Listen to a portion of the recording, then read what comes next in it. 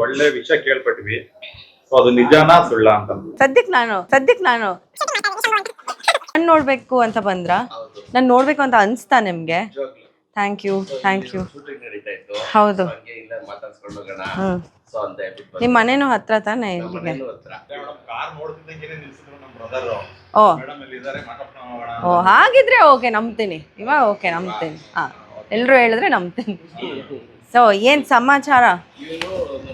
Big boss ಬಗ್ಗೆ ಕೇಳಿದಕ್ಕೆ ನೋಡಿ ನೀವು ಅಂತ ಅಂದ್ಬಿಟ್ಟು ಹೇಳ್ಬಿಟ್ಟು ಅಲ್ಲೇ ಸ್ಟಾಪ್ ಮಾಡ್ಬಿಟ್ರಿ. ಬಿಗ್ ಬಾಸ್ ಗೆ ಹೋಗ್ತಾರಲ್ವಾ, ಅವ್ರಿಗೆ ಏನ್ ಸಜೆಷನ್, ನಿಮ್ ಕಡೆಯಿಂದ ಏನಾದ್ರು ಟಿಪ್ಸ್ ಕೊಡೋದಾದ್ರೆ? ಅಯ್ಯೋ, ನಾನು first of all Bigg Boss ಒಬ್ರೊಬ್ರು ವ್ಯಕ್ತಿತ್ವದ ಮೇಲೆ ಡಿಪೆಂಡ್ ಆಗುತ್ತೆ. ಬಿಗ್ ಬಾಸ್ ಹೋಗೋರು ಕಂಟೆಸ್ಟೆಂಟ್ಸ್ ಅಲ್ಲಿ ಒಬ್ರೊಬ್ರು ಒಂದೊಂದ್ ಥರ ಇರ್ತಾರೆ, ಕರೆಕ್ಟಾ? ಸೊ ಹಾಗೇನೆ ಅದು ಶೋ ಡಿಸೈನ್ ಮಾಡಿರ್ತಾರೆ. ಒಬ್ರೊಬ್ರು ಒಂದೊಂದು ಪಾತ್ರ. ಇವಾಗ ಚೆಸ್ ಅಲ್ಲಿ ರಾಜ, ರಾಣಿ, ಸೈನಿಕ ಆ ಥರ ಹೇಗಿರ್ತಾರೋ ಬಿಗ್ ಬಾಸ್ ಅಲ್ಲೂ ಹಾಗೆ ಇರ್ತಾರೆ. ಬಟ್ ನಮ್ಮ ವ್ಯಕ್ತಿತ್ವನ ನಾವು ಮರಿಬಾರ್ದು, ಕಳ್ಕೊಬಾರ್ದು. ಆ ಶೋ ಇಂದ ಆಚೆನೂ ನಮ್ಗೆ ಒಂದು ಲೈಫ್ ಇದೆ ಅಂತ ನಾವು ಮರಿಬಾರ್ದು.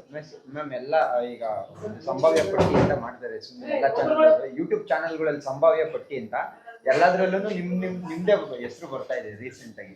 ಅದಕ್ಕೆ ನೀವು ಹೋಗ್ತಿದ್ದೀರಾ ಇಲ್ವಾ ಅಂತ? ನಿಜ ಹೇಳ್ಬೇಕು ಅಂದ್ರೆ ಲಾಸ್ಟ್ ಸೀಸನ್ನು ನನ್ನ ಹೆಸರು ಬಂದಿತ್ತು ಎಲ್ಲ ಕಡೆ. ಈ ಸೀಸನ್ ನಾನು ನೋಡಿಲ್ಲ, ನನಗೆ ಗೊತ್ತಿಲ್ಲ. ಬಟ್ ಹೋದ ಸೀಸನ್ ಮಾತ್ರ ಎಲ್ಲ ಕಡೆ ನನ್ನ ಹೆಸರು ಹರಿದಾಡ್ತಾ ಇತ್ತು. ಹಾಗಾಗುತ್ತೆ, ಹೇಳೋಕ್ಕಾಗಲ್ಲ ಯಾರು ಹೋಗ್ತಾರೋ ಯಾರು ಬಿಡ್ತಾರೋ. ಒನ್ ಡೇ ಬಿಫೋರು ಚೇಂಜ್ ಆಗುತ್ತೆ, ಒನ್ ಡೇ ಇನ್ನೇನು ಇನ್ನೇನು ಮನೆ ಒಳಗಡೆ ಹೋಗ್ಬೇಕಂದಾಗ್ಲೂ ಚೇಂಜ್ ಆಗುತ್ತೆ. ಯು ನೆವರ್ ನೋ ಅಷ್ಟೆ. Thank you. ಹೋದ್ರೆ ಆಲ್ ದ ಬೆಸ್ಟ್ ಅಲ್ವಾ? ಇಲ್ಲಿದ್ರು ಆಲ್ ದ ಬೆಸ್ಟ್ ಹೇಳಿ, ನನ್ನ ಪ್ರಾಜೆಕ್ಟ್ ಇದೆ. Thank you.